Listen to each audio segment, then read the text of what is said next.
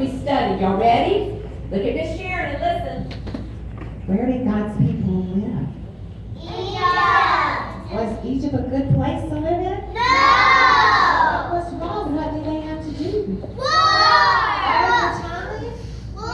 They had to work all the time. They were called what? Slaves. Right. Who was keeping them there? Pharaoh. So God sent somebody to deliver them. What was his name? Moses. Moses, right. So Moses went to Pharaoh and said, God said, Let my people go. what did Pharaoh say? No. So God sent some plagues to come down on Pharaoh. What was one of those plagues? Frogs. Frogs. Where were the frogs? Everywhere. Everywhere? In their beds? Yes. In their kitchen? None. And what did Pharaoh? And so Pharaoh still wouldn't let the people go, so God sent what? Flies. Flies. There were flies everywhere. Did they listen? No. No, they didn't. What was the last plague God sent? Death angel. And what were they supposed to do to keep the death angel from coming to their house? Put the lamb seat on. The last what? The what? The light on the door. Right on their doors. And what happened when the angel went?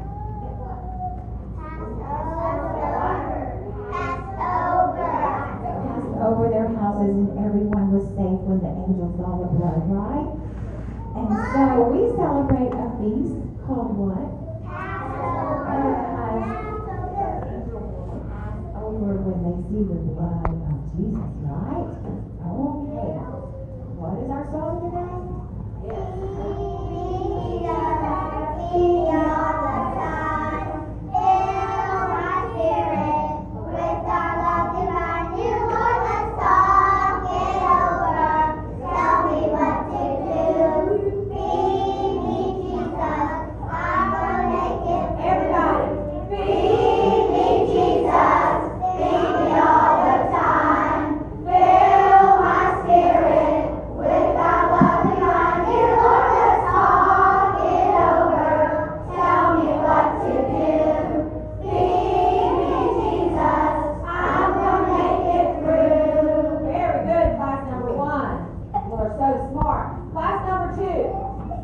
Only a few of you left. They had a lot more helpers today. All right, let's see what we can do. When the death angel passed through Egypt, did Pharaoh finally let God's people go? Yes, he did, but then what happened? He changed his mind. He did. What did he do?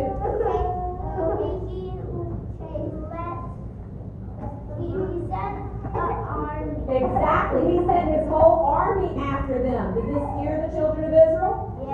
Oh, yes. They became trapped. What was on one side? Water, the Red Sea. And what was on the other side? Pharaoh's army. Were they afraid? Yes. Would you be afraid? I would be afraid. I would be afraid. It would be very scary. But what happened? There was no way to cross over. And Moses, God made the water stand up. He split the sea in half. Exactly. And the people went through the mud? No. What happened? They went through on dry ground. Class number 1's going to help y'all. Very good. They went through on dry ground. That's good. Y'all help them. Dry ground. So they go crossing the Red Sea. Can water stand up in a heap? Unless what? Unless God tells it to. That's right. So how about that muddy ground? They had to cross on mud and what happened to the ground? It got dried up. God dried the ground. The people crossed the Red Sea, and then Pharaoh's army stopped? No, what did they do? They kept coming after them. They thought they could get by too. But what happened to the chariots? Yeah, they rode. What happened to them? The wheels fell off? And they got stuck in the mud. That's right. They got stuck in the mud, and then what happened? Did the water keep standing up? No.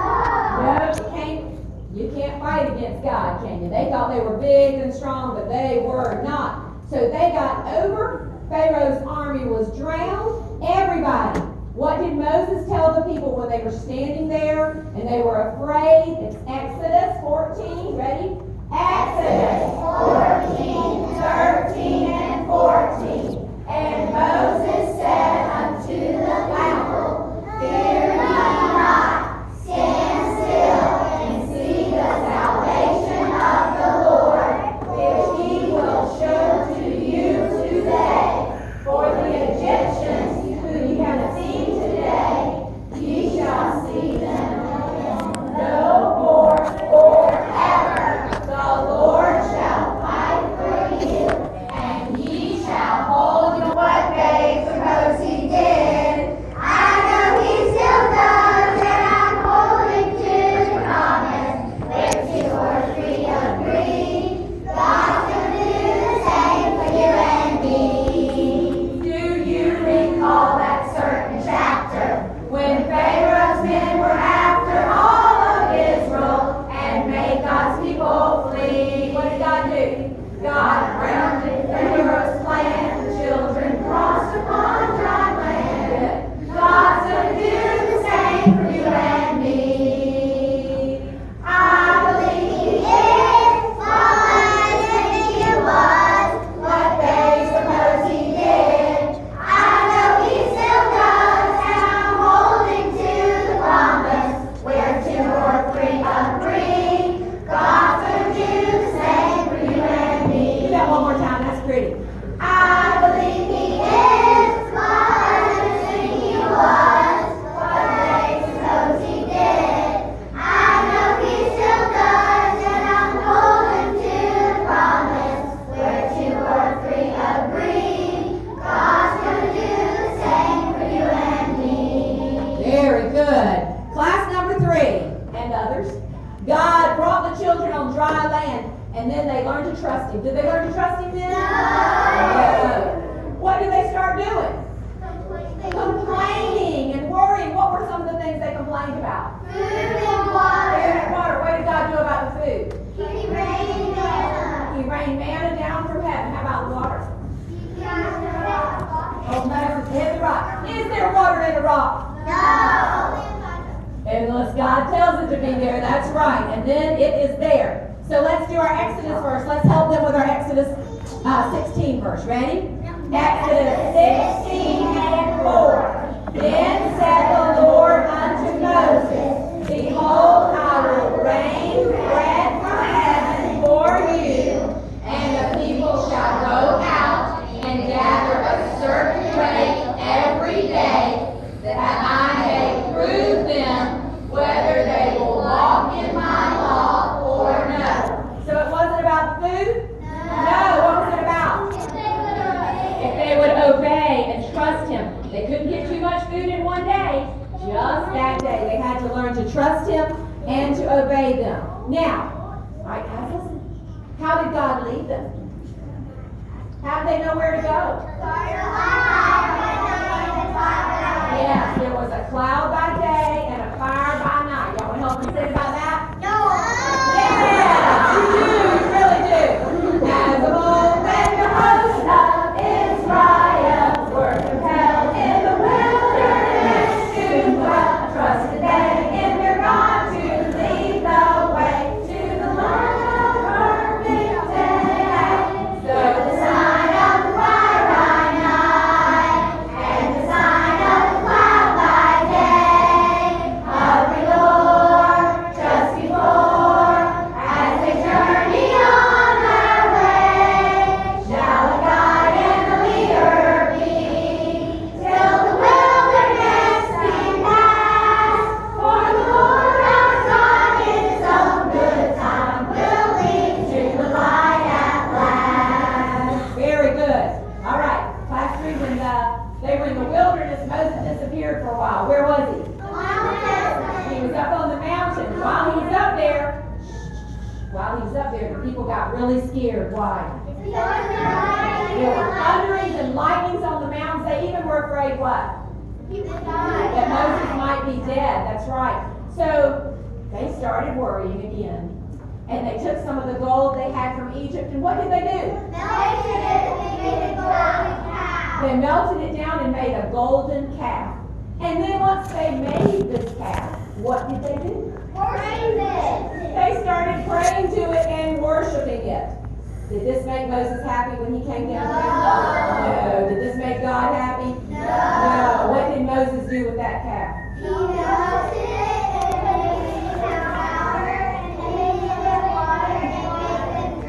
Exactly. And we let him answer it just like that because each of them knows it, and I love it. Very good. He ground it into powder and put it in their water and made a what?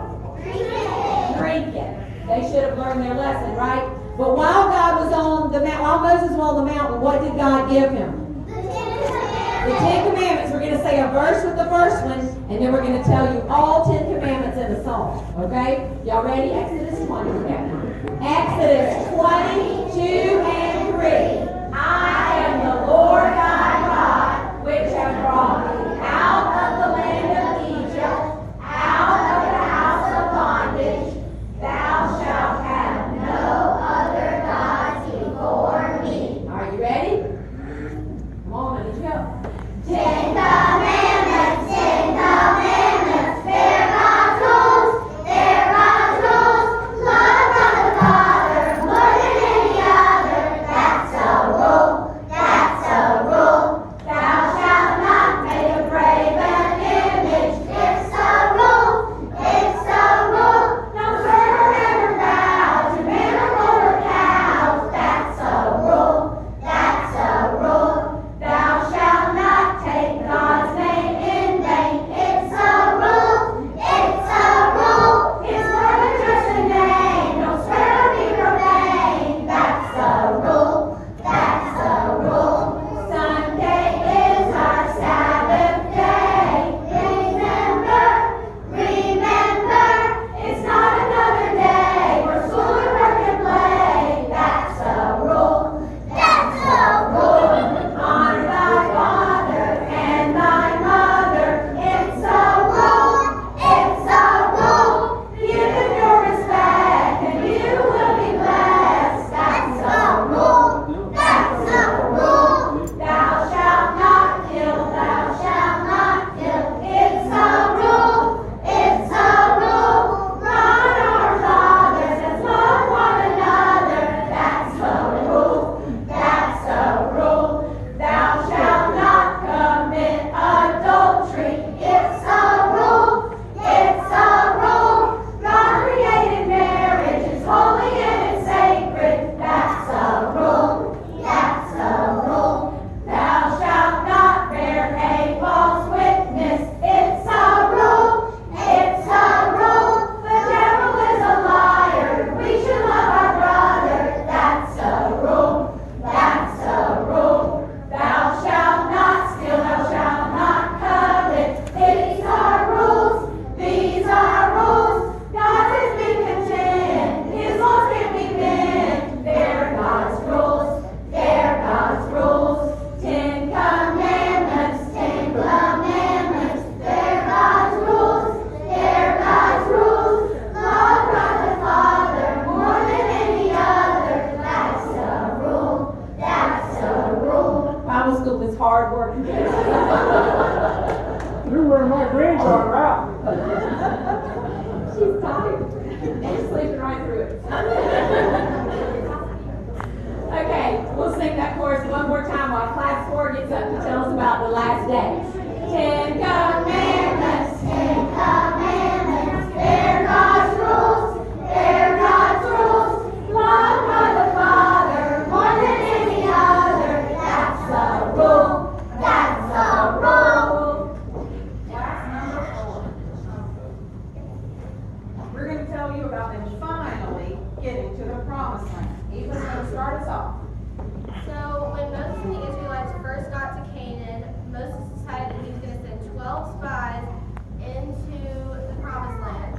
And so they went in for 40 days, and they all came back saying it was great, but 10 of them said we can't take it over, and 2 of them said we can because we have God on our side.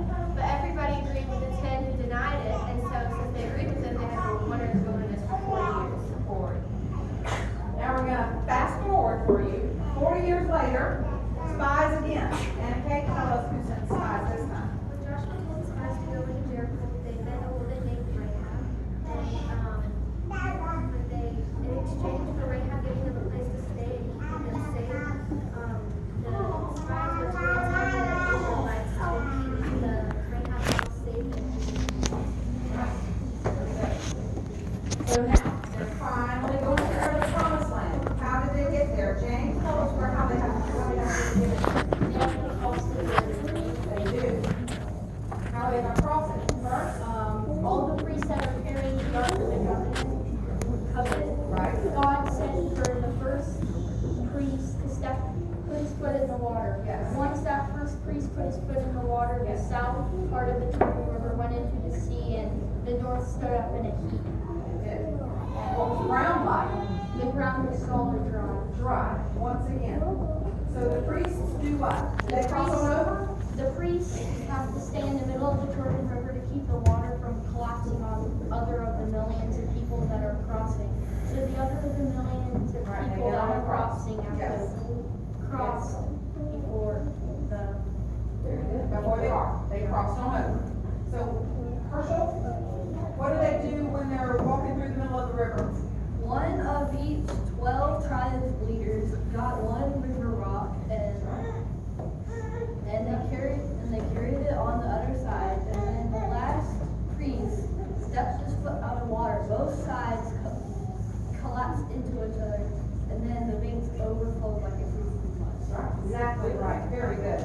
Now, Jonah, what about those 12 stones? What was the deal with the 12 stones? They were stacked to make a memorial. Stacked them to make a memorial so that when their kids and their grandkids said, why are these stones all stacked up here? They could tell them what? Symbolizes when God parted the Jordan. Very good. Very good. Good job. Excellent job. All right, everybody help them with the numbers verse. Y'all ready? Numbers 14 and 8. If the Lord delight in us, then he will bring us into the land and give it us, a land which floweth with milk and honey. Very good. You may be seated. Excellent. All right. Y'all ready? When we left Egypt's bondage for the land of the promise, God showed us the way with clouds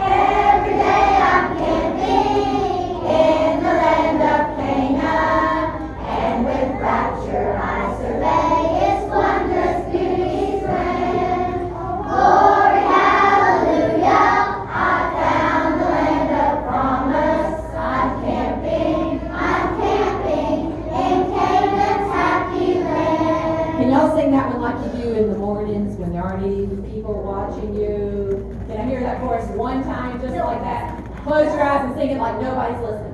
Every day I'm camping in the land of Canaan, and with rapture I survey its wondrous beauty crown. Glory, hallelujah, I'm down the land of promise. I'm camping in Canaan's happy land. Very good. Those children of Israel sure complained a lot. Did we ever complain?